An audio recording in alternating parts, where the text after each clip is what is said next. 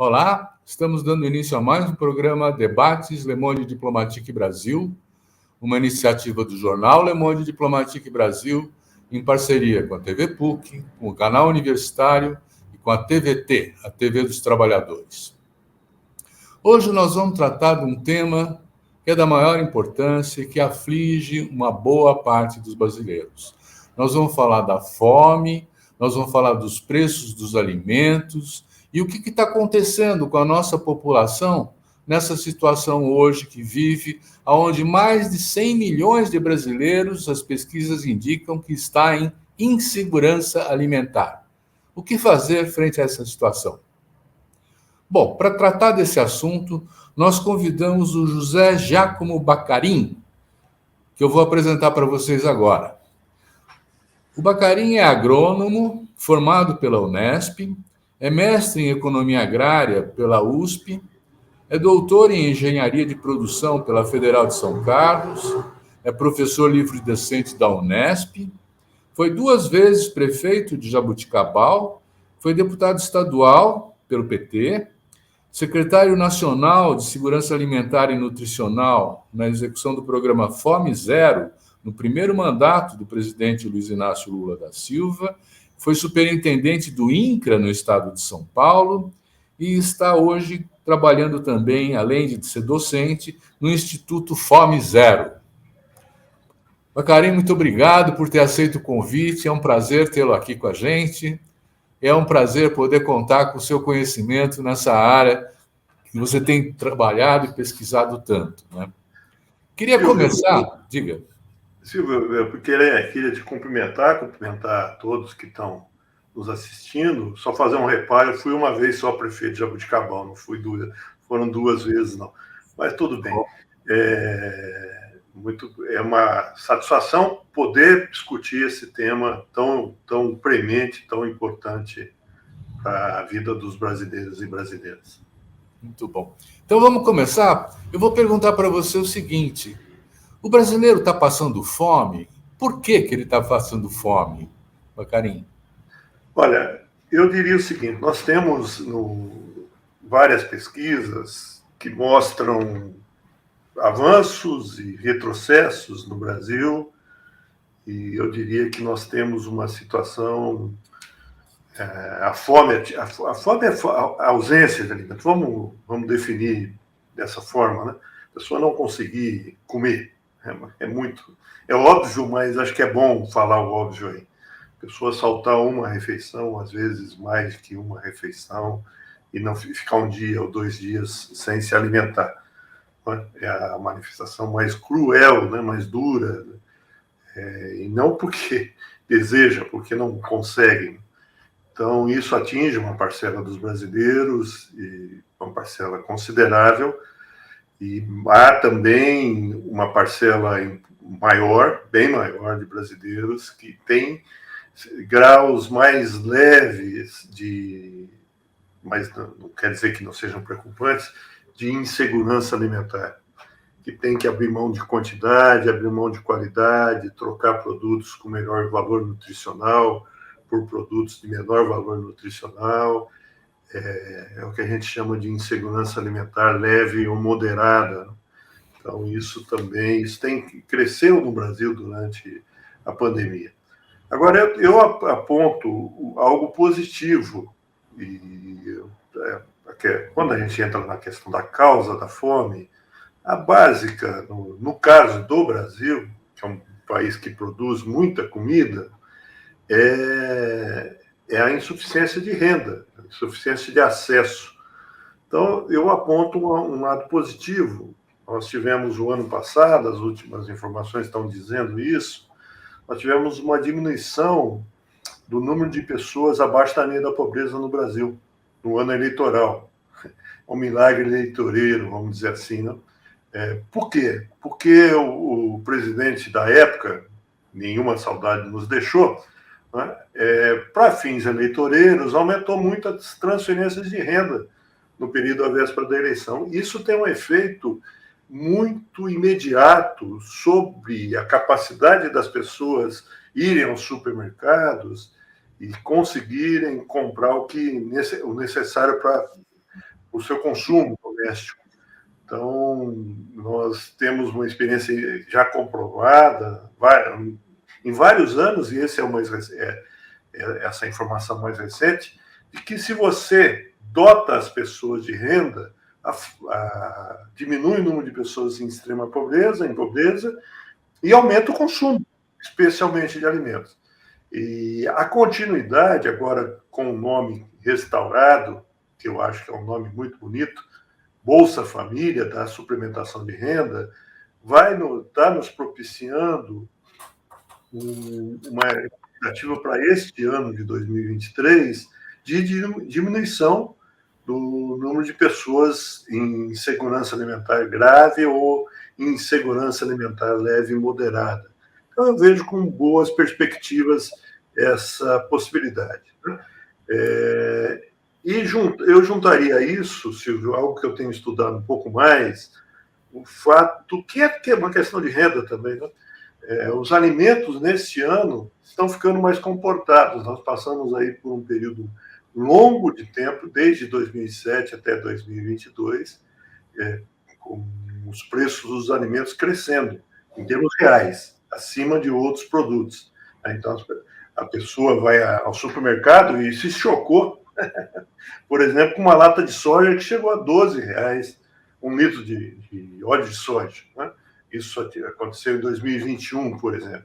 O preço da carne de boi ou de vaca também assustou muita gente, né? Subiu. Né? A soja não compromete tanto, a gente não gasta tanto com óleo de soja, mas com carne sim. Então isso assustou. E agora o óleo de soja caiu para quase a metade. Né? Então os preços dos alimentos estão mais favoráveis neste momento. Mas eu acho. Explica para a gente uma coisa, quer dizer, como é que esses preços estão caindo agora? Eles subiram, foi por causa da pandemia? Como é que foi? No caso da soja, do óleo de soja, sim. Né? Nós temos, na verdade, algo mais duradouro. Eu tenho feito esse estudo desde 2007. Entre 2007 e 2022, né, são 16 anos, né? Considerando 2007, inclusive, nós tivemos 13 anos de preços dos alimentos subindo acima da inflação ao consumidor. Então, o alimento ficou mais caro que os outros gastos ao consumidor no Brasil, e apenas 3 anos que aconteceu o contrário. Os preços dos alimentos subindo menos do que os outros produtos ao consumidor. 2009, 2017 e 2021. Mas nesse caso, 2021, os alimentos subiram muito. É que o petróleo e os derivados, gás de cozinha, inclusive, subiram mais ainda. Por isso que o alimento ficou um pouco abaixo do IPCA, do Índice de Inflação ao Consumidor no Brasil, em 2021. Então, nós temos uma trajetória de 16 anos de aumento de preço de alimentos. Durante a pandemia, nos 3 anos da pandemia, 2020, 2021 e 2022, alguns preços subiram muito. Um deles foi o óleo de soja, outro foi açúcar, a carne de vaca foi a vilã anterior. A carne subiu muito entre 2007 e 2019. Mas você tem movimento, no caso do óleo de soja, eu entendo como um movimento especulativo. O que aconteceu? As grandes exportadoras desse setor, são 3 ou 4 grandes exportadoras de soja que comercializam os derivados da soja e a soja no mercado internacional, exerceram o seu poder de oligopólio, o seu poder de concentração de mercado. Então, encareceu muito. Nós chocamos, né? O pessoal ia no supermercado, eu ia no supermercado, minha mulher, as pessoas, mas soja R$11, 12. E agora o preço da soja internacional vem caindo. Então, os preços no Brasil são muito puxados pelas cotações, pelos preços internacionais dos produtos agrícolas. Mas o que é uma coisa com a outra? Porque nós temos tanta terra, tanta produção de alimentos, nós somos os maiores exportadores de soja do mundo, essas coisas. Por que tem que obedecer o preço internacional?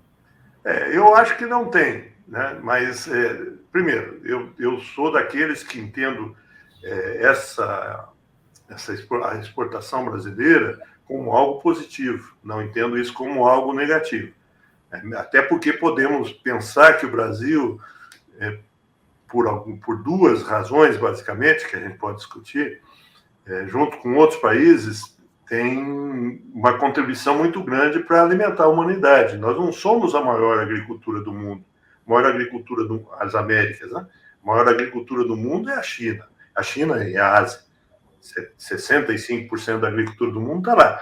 Só que eles têm uma população muito grande em relação à sua agricultura. Então, eles são importadores. E nós somos exportadores.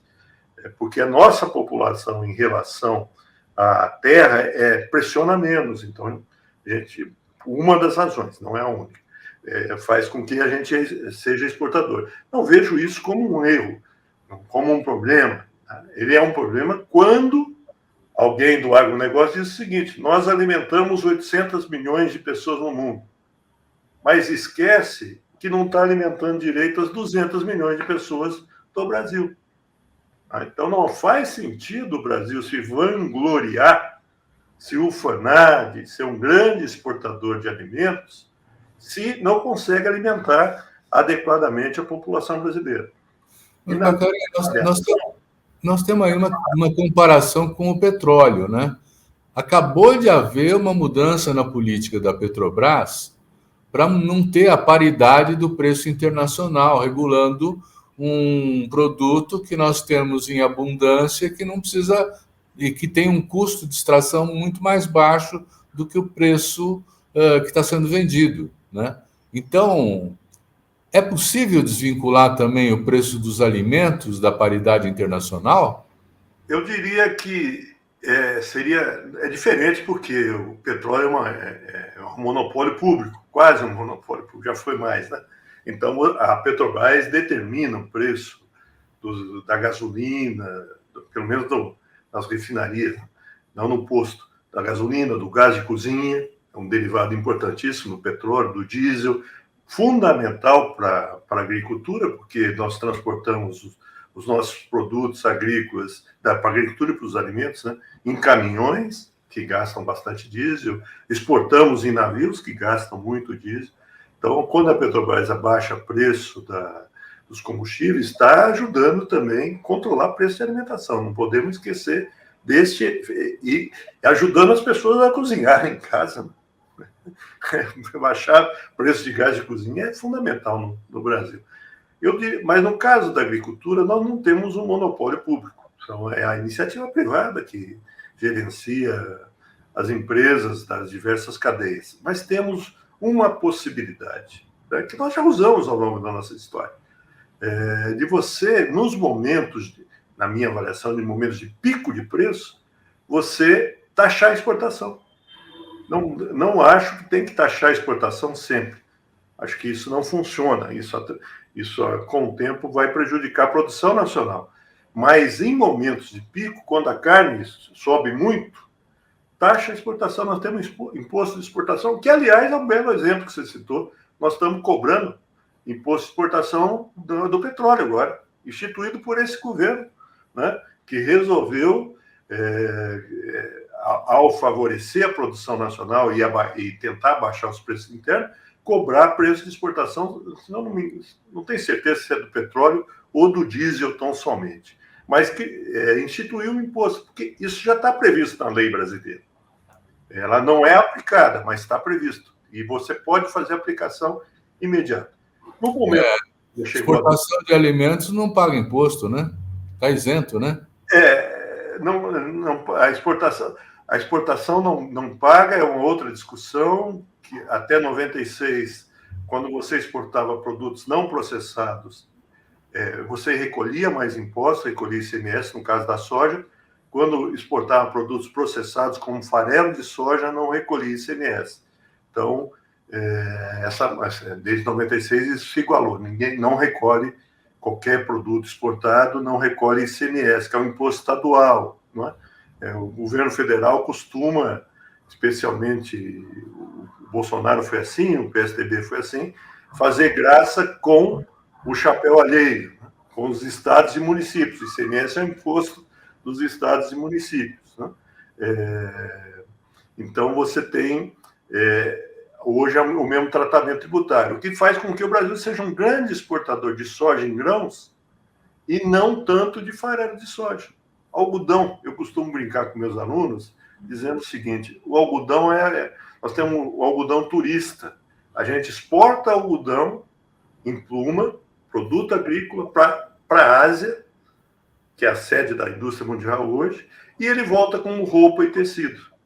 Ele vai dar uma voltinha lá e volta aqui mais bonecado, né, como uma roupa, como um tecido. Agora, em termos ecológicos, quanto que se gastou de diesel nisso? Então, nós temos essa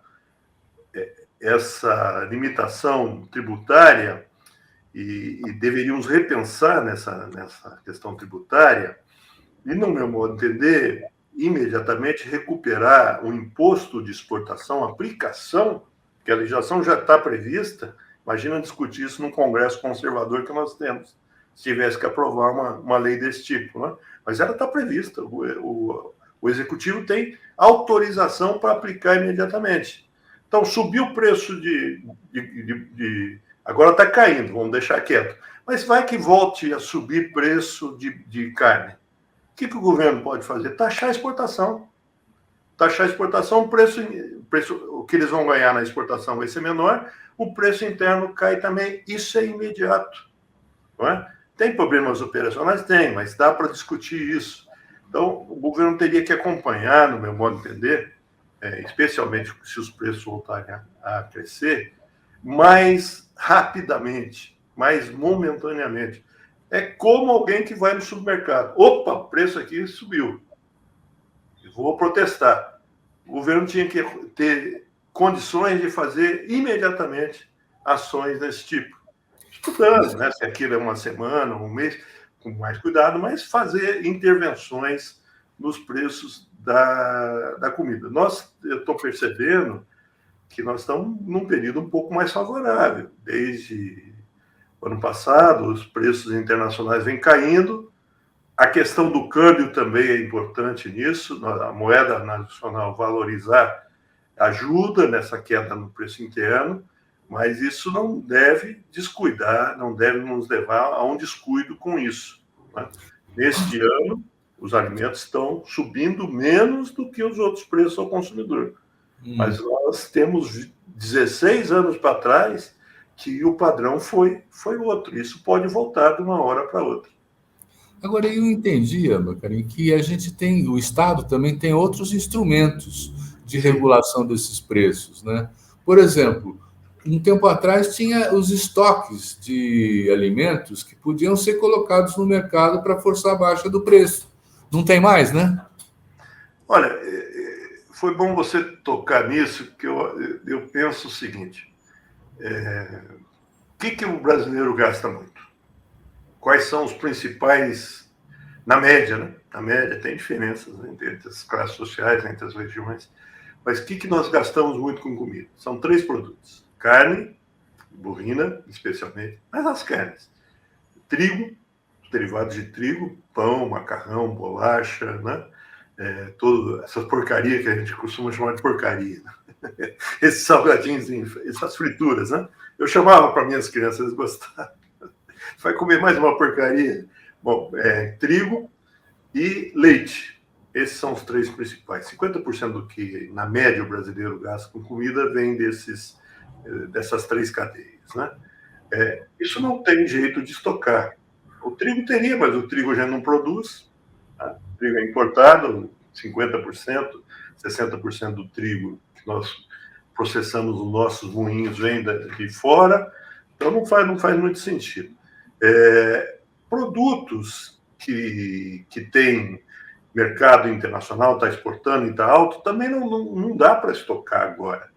Porque como é que o governo tem que comprar o estoque regulador, que virou uma palavra, uma certa magia, né? Vamos estocar os produtos. Bom, primeiro, faz muito tempo que a gente não estoca. Vamos trabalhar com os dados, né? Desde o começo desse século, nós não aumentamos estoques reguladores no Brasil. Essa que é a realidade. Então, não há estoques reguladores no Brasil. Está zero hoje. O mundo também diminuiu estoques reguladores. Bom, para produtos que a gente produz mais do que o mercado interno, exporta e os preços estão altos, para mim não faz sentido estocar. O que faz sentido para mim é você trabalhar com alguns produtos que não têm mercado internacional e incentivar a produção nacional, ter uma política para aumentar, por exemplo, a produção de arroz, feijão e mandioca. Que, infelizmente, estão sumindo do nosso prato. O brasileiro está deixando, e a brasileira estão deixando de consumir arroz, feijão e mandioca. Arroz e feijão era uma grande mistura, os nutricionistas avaliam como um hábito alimentar muito correto, culturalmente, fazendo parte do nosso dia a dia, e a gente está abrindo mão. O consumo per capita de arroz, feijão e farinha de mandioca vem caindo. Então, substituído por produtos mais práticos, mais prontos para o consumo, né? Tem essa questão. Agora, a gente poderia incentivar a recuperação disso, do consumo de arroz, feijão e mandioca, farinha de mandioca, e incentivar a produção. E, nesses casos, sim, eu penso que a gente teria que trabalhar com estoques reguladores, né? Sabendo que, no caso do feijão, tem dificuldade, o feijão perde valor culinário após alguns meses, mas o arroz há essa possibilidade. Então, você, pontualmente, em algumas cadeias, agir estimulando a produção e guardando o produto para momentos em que o preço aumente. Aí você pode intervir desovando estoque público. Mas eu penso que nós teríamos mais efeitos sobre a inflação se a gente controlasse preços internacionais. Porque é o que o Brasil faz hoje no mundo. O Brasil tem uma agricultura exportadora. Qual que é o instrumento aí? Olhar para o câmbio. Nós estamos num momento favorável, a moeda está valorizando, então a gente gasta menos com importação, ganha menos na exportação, e, portanto, os preços internos podem ser melhores, e olhar para o imposto de exportação. O governo vai intervir no mercado. Nós temos que intervir em favor das pessoas. Que mercado? O mercado alimenta as pessoas? Então, se os preços saem do normal, de uma trajetória normal, vão lá para cima, nós temos instrumentos para isso. Então, eu colocaria os estoques importantes, mas mais localizados, e uma intervenção nos preços internacionais não continuada, em momentos de pico de preço, como necessária para a gente segurar preço de alimentos no Brasil. É muito legal, Silvio, é muito legal você chegar no supermercado e conversar com uma caixa de supermercado e dizer, uma caixa que votou no Bolsonaro, e dizer assim para ela, olha, você vê como é bom os preços dos alimentos estarem baixos, como a gente tinha razão em dizer que o Bolsonaro, não é bem verdade isso, né? Mas no diálogo social, o Bolsonaro estava deixando a comida na casa. Professor, é isso mesmo, né? Os preços estão caindo, preço de carne, É muito bom isso, né? Isso atrapalha o negócio, deixa de ganhar muito dinheiro, né? Deixa de ganhar. Mas nós convivemos, e eu lembro do período 2004, 2014, nós crescemos muito a exportação. O agronegócio ganhou muito dinheiro. Nós diminuímos o desmatamento da Amazônia, muito, e aumentamos a segurança alimentar no Brasil. Então, dá para conciliar? Dá. Agora tem que ter um pouco de vontade política. Tem que contar com o que está acontecendo no mundo, evidente, né? Mas tem que ter tem que ter muita vontade política, eu diria, para que a gente consiga essas três coisas. Então, vontade política tem que se traduzir em políticas, né? Sim. E aí, eu fico pensando assim, aonde que tem que o governo apostar? Porque sempre ouvi falar que quem produz comida é a agricultura familiar. Onde você acha que o investimento tem que ser feito? Isso é ainda verdade para feijão, para mandioca, não é mais para arroz, hein? Arroz hoje é grande agricultor do sul do Rio Grande do Sul e do sudoeste catarinense, região Tubarão, Criciúma, que produzem arroz. Né? E está havendo muita concentração no leite e animais de pequeno porte. Né? Então, mas a agricultura familiar tem uma importância muito grande na produção de alimentos e deve ser incentivada. Vários incentivos. Crédito rural. Vou dar um exemplo do crédito rural. Né? Financiar a agricultura. Aliás, tem que baixar juros nesse país. Né? Não é possível. E, Silvio, e você reparou que o comércio defende, os empresários do comércio defendem queda de juros, as indústrias defendem queda de juros, e o agronegócio não defende? Pode ser que eu não tenha percebido, mas eu não vi nenhuma liderança do agronegócio dizendo que nós precisamos baixar juros no Brasil. Eu vi da indústria automobilística, eu vi do comércio, Magazine Luiza, né? Vi da Fiesp. Agora, o agronegócio parece que não se incomoda. Sabe por quê?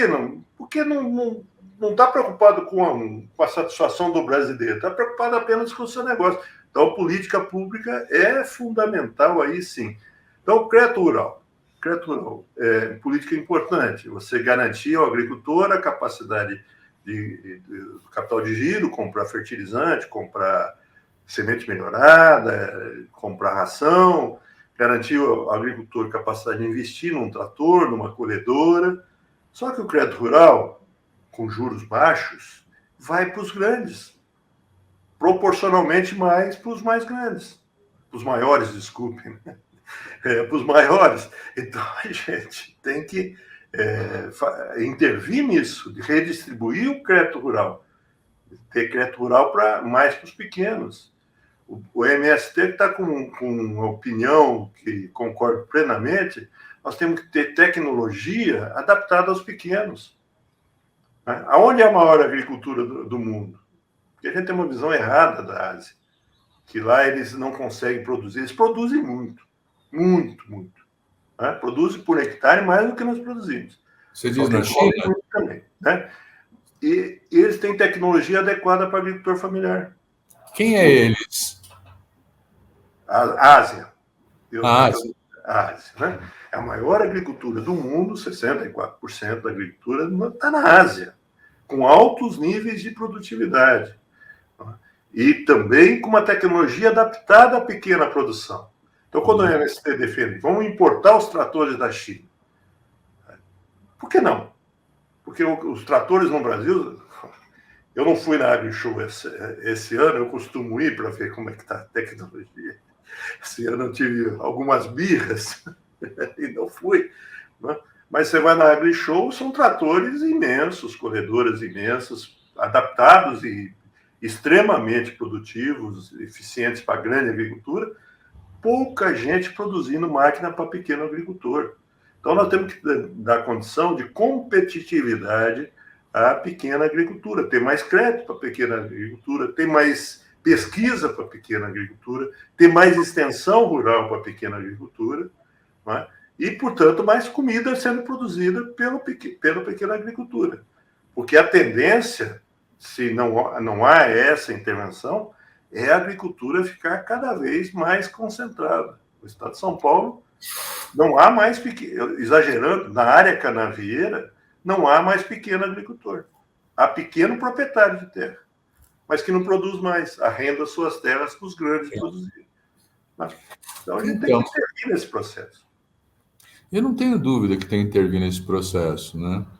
Mas o que você está mostrando é que o modelo de produção na agricultura não ajuda o pequeno agricultor, né? Nós não temos fábrica de pequenos tratores, nós não temos essa tecnologia disponível que está sendo desenvolvida na Ásia, né? Mas, de qualquer maneira, quer dizer, o Estado tem uma possibilidade de ficar buscando, inclusive, articular cadeias produtivas, né? Eu me lembro da história da merenda escolar, que mobilizava a rede dos produtores de hortifruti granjeiros da própria região da cidade, próximo da cidade, para botar nos hospitais públicos, nas prisões, nas escolas para as crianças. Olha que tem 38 milhões de pessoas, de crianças, né, comendo nas escolas públicas do primeiro e segundo grau no Brasil, né? Isso aí, de uma certa maneira, foi desmantelado no governo Bolsonaro, substituído por coisas processadas, né? Isso é possível recuperar? Está sendo feito alguma coisa nesse sentido? Eu tenho uma impressão que o Bolsonaro tentou, mas não conseguiu desmantelar. Sabe por quê? Porque a alimentação escolar talvez seja no Brasil, junto com o SUS, eu chamo de alimentação, viu? Escolar. Não, o pessoal da área me puxava a orelha quando eu chamava de merenda. Então, é verdade, não é merenda, é refeição. Eu chamo de alimentação escolar, aprendi. Depois de levar muito puxão de orelha. Bom, mas eu, junto com o SUS, Silvio, eu acho que são as políticas que mais tiveram participação popular e foram mais bem elaboradas ao longo de muitas décadas. Não foi de uma hora para outra, né? Então, na alimentação escolar, o pessoal que milita na área conseguiu convencer a maior parte do poder público que nós temos que levar para a criança alimento com qualidade nutricional. É importante que ela seja satisfeita na questão da desnutrição, da fome. Tem criança que vai para a escola sem nenhuma comida, né? Mas é importante também que tenha um bom valor nutricional. Isso está embutido na maior parte dos serviços de alimentação escolar no Brasil. Isso é uma conquista social. E a legislação de 2009 criou uma brecha muito legal, muito importante, de você juntar essa questão nutricional com o estímulo à produção local. Então, do que os municípios, do que os estados recebem para alimentação escolar do governo federal, que, aliás, aumentou o repasse agora, foi uma das primeiras decisões do governo Lula, aumentar o valor per capita para a alimentação escolar, né? Do que eles recebem, 30% eles têm que gastar com a compra de produtos da agricultura familiar. Então, você cria uma possibilidade de melhorar a nutrição comprando localmente frutas, verduras, legumes dos agricultores familiares. É uma legislação muito interessante e que, em alguns casos, ela não vem sendo praticada.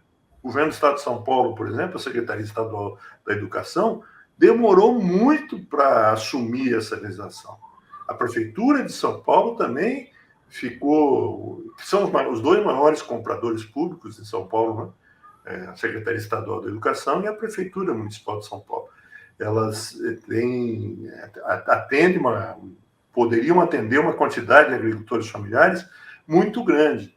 Por exemplo, a Prefeitura de São Paulo, quanto da banana produzida no Vale do Ribeira, que é uma região de agricultores familiares, poderia consumir e melhorar a qualidade nutricional das suas crianças, né? Então, essa ligação tem que ser feita. Então, nós temos que apostar nessas questões. Conhecimento de política, instrumentos de política, nós já temos. É evidente que sempre tem que ter aprimoramento. As coisas têm que ser aprimoradas, e tem problemas na aplicação. Não é tudo a mil maravilhas, não. Nós temos problemas na aplicação.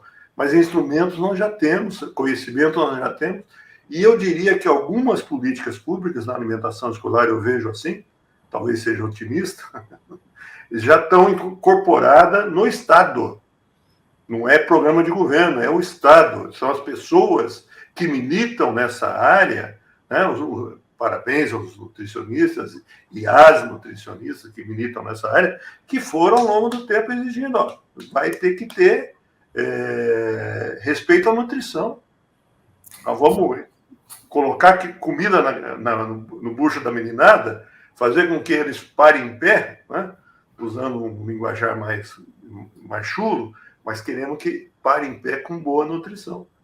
Eles não mas não tem uma pressão para entrar os ultraprocessados aí? Porque começa a ter, inclusive, um problema de obesidade, né? Hoje em dia no Brasil também. Não é só nos Estados Unidos, onde está todo mundo super gordo, né?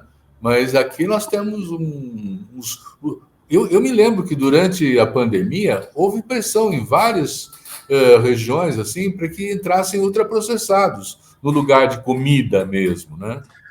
Porque tem algumas facilidades, né? Muitas facilidades. Você diminui a necessidade de pessoas preparando a refeição nos municípios, né? Então, o produto já vem pronto, então, preparando e servindo as refeições, né? Facilita.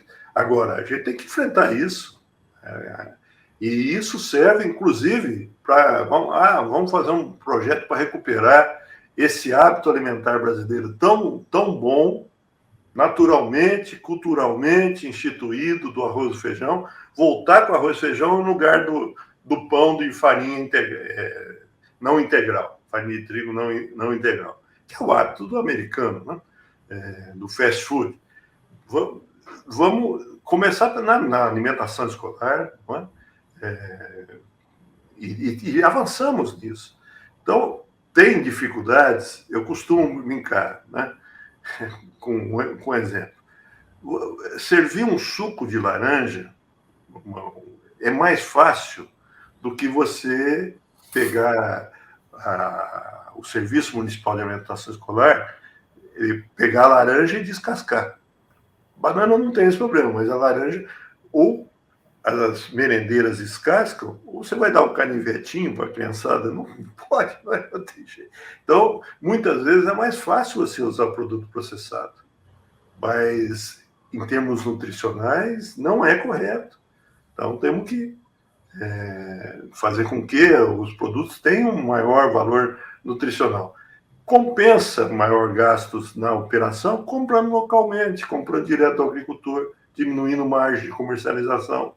Então, nós temos que apostar nisso, comida com boa qualidade nutricional. Não é?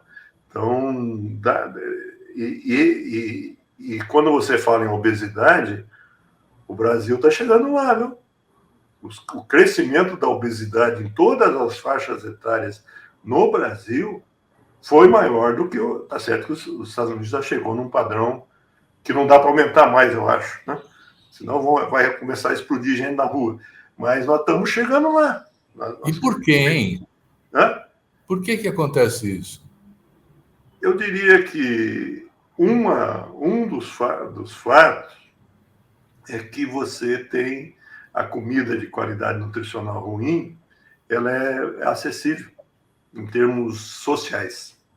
Em termos... eles trabalham muito com o paladar, né? Com a higiene, com a apresentação, mas não com valor nutricional. A indústria alimentícia no mundo se desenvolveu pensando em ter produtos de consumo de massa, massificar o consumo, produtos baratos, portanto, mas produtos sem levar em conta valor nutricional. Exemplo trivial: embutido, lácteos. Como é que você faz esse produto não se perder e, portanto, perdendo menos, você vai ter um custo menor e um preço menor? Colocando muito sal. Salgando demais um embutido, salgando demais um queijo. O sal é um excelente conservante. A gente sabe disso, a humanidade sabe disso há milhares de anos. Sim, mas causa um problema terrível de saúde pública. Então, você tem que ter regulamentação. Então, a principal causa para mim é a redução dos custos, redução do preço, mas com alimento que não tem grande qualidade ou tem pequena qualidade. Além disso, os alimentos ultraprocessados são práticos, né? As pessoas chegam em casa e já estão prontos para o consumo, ou precisa apenas pôr no micro-ondas para ser consumido. Ninguém vai chegar em casa querer descascar laranja. Por que não, né? Aliás, podia pensar em fazer isso, né? Fazer feijão demora, né? Então, começa a consumir. E o feijão gostoso é o feijão feito no dia, né? Então, começa a consumir coisas mais práticas, mais rápidas. E a indústria alimentícia entrou para valer nisso. mas não incorporou como deveria, né? muito aquém disso, a questão nutricional. Outra coisa que eu queria perguntar para você... Sem esquecer do fast food, né? Oi? Sem esquecer do fast food, né? Sim, pois é. Porque não é só na nossa casa, nós temos também isso nas refeições, né? Compradas, né? Comprado, comida na calçada, não sei o quê, né? Pois é. Eu estava imaginando também uma outra coisa. Eu li um livro outro dia que mostrava que o extrato de tomate, a lata do extrato de tomate, na verdade tem 20% de tomate. O resto é porcaria para fazer volume, né? Como é que se controla a qualidade do alimento vendido nos supermercados? O governo faz isso? Faz, mas veja, eu tenho impressão, eu não sei, eu não vou entrar no mérito do exemplo que você deu, que eu não conheço, né?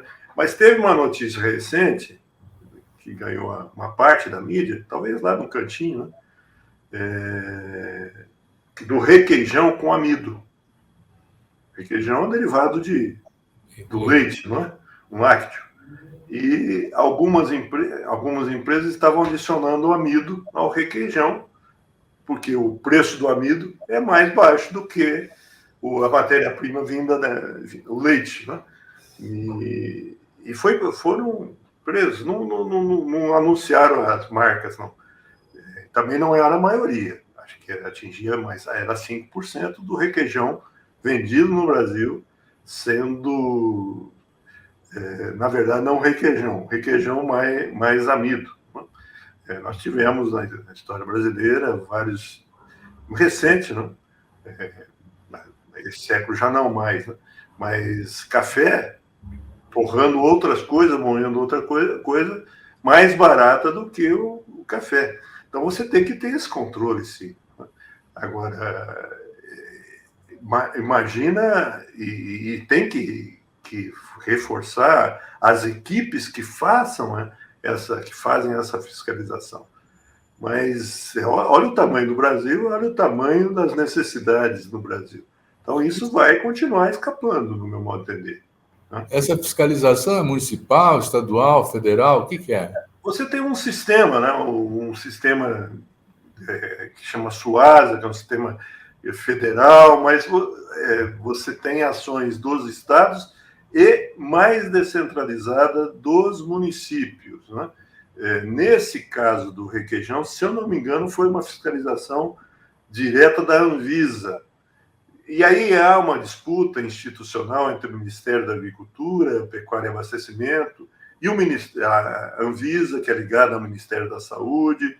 Precisaria definir um pouco melhor, na minha avaliação, os papéis dos entes federados. Como está bem definido também na minha avaliação, o SUS. O SUS está muito claro qual que é a responsabilização de cada órgão. Você, além do órgão federal, você pode ter sistemas municipais, pode ter SIM, Sistema de Inspeção Municipal, pode ter CISP, né, que é o do Estado de São Paulo, mas de outros estados também, e ter o CIF, que é o Sistema de Inspeção Federal.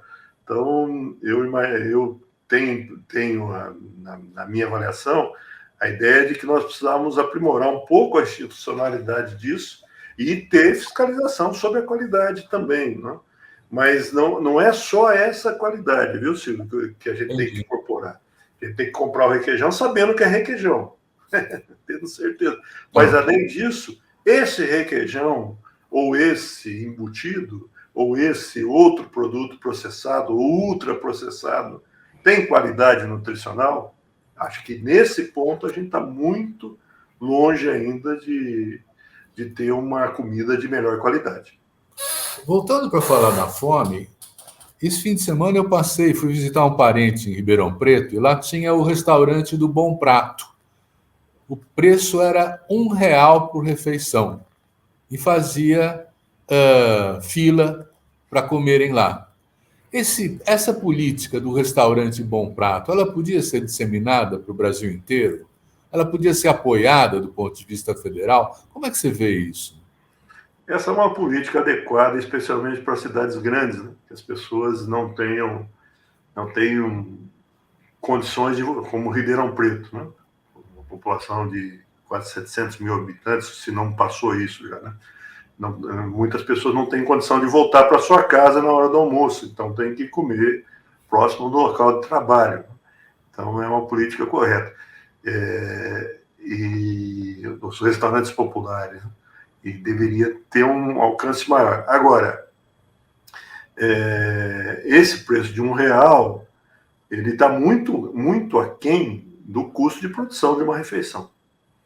Uma refeição hoje não se faz com menos, não sou especialista nisso, né? Mas uma refeição de bom prato serve uma comida de boa qualidade, termo balanceada e tudo mais. Não se faz com menos de 7, 8 ou 9 reais. Então é altamente subsidiado, né? E esse R$1 virou uma marca, né? No final do século XX já se falava em R$1. Nós passamos 23, 25 anos e o preço não foi reajustado. Então, eu tenho a impressão que você, para ampliar esse programa, precisaria pensar nos preços, talvez até preços diferenciados. Aí vem a história, não? Então, vamos manter esse programa muito localizado, não avança tanto, né? Mas as pessoas não conseguem ser atendidas. Filas. Eu via muito isso em Rio Claro, onde eu dou aula de pós-graduação. Uhum. O pessoal chegava para almoçar 1 hora e meia antes do restaurante Bom Prato abrir em Rio Claro. E ele tinha um limite, aí as pessoas não conseguiam. Então, é uma política correta, na minha avaliação, mas talvez a gente devesse repensar os valores cobrados, né? E ampliar o alcance disso, atender mais gente, talvez com um preço um pouco maior, né? R$1 não se paga, talvez 10% do custo, talvez, né? Macarinho, o papo está muito bom, mas a gente está chegando no final do nosso período. Então, eu queria aproveitar esses 2, 3 últimos minutos da gente para você sinalizar, assim, o que é que poderia ser feito de imediato como uma política para poder enfrentar, de fato, a fome que ainda tem milhões de brasileiros que padecem desse mal, né? O que você sugeriria como 2, 3 primeiros passos para enfrentar essa situação?